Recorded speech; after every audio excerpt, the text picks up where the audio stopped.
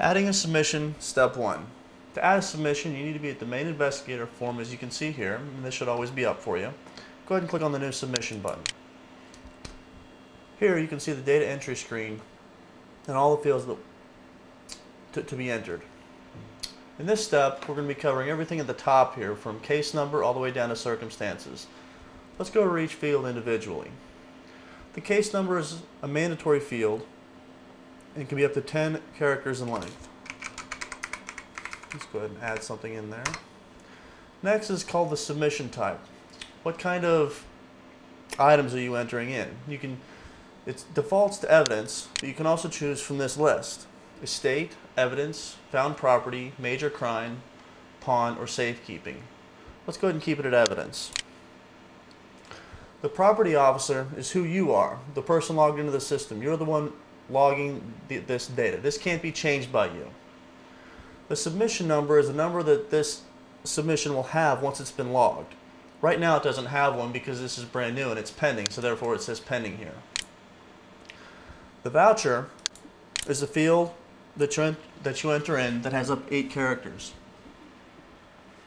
Next is the date received. The date received is the date in which you received the items that you're entering into the system. It defaults to today's date, but you can enter in a date in the past. The next field here that you can see is date logged. The date logged will be the date this submission is logged by clicking on this log button. Logging it basically enters the information into the system and makes it ready for transactions. If it's not logged, you will not be able to transact on any of the items. Next, you need to enter in a submitting officer.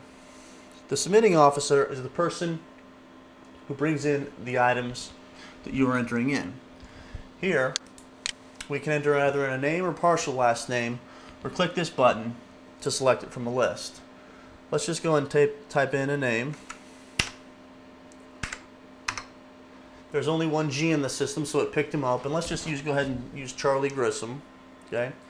The responsible officer is the officer who is responsible for the items. It defaults to whoever you selected for the submitting officer over here, as you can see. It doesn't have to be the same, and you can change it if you want to. Let's go ahead and change that. There were 2 T's in the system, so it's asking us which one we want to use. Let's use Steve Thompson. As you can see, it's been changed to Steve Thompson. The responsible command is the command of the responsible officer that was entered in.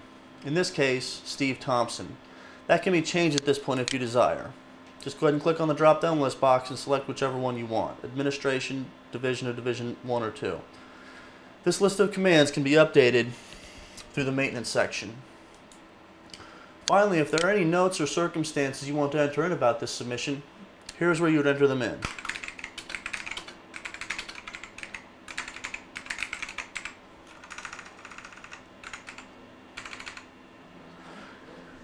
Next, in step 2, we'll look at how to enter in people.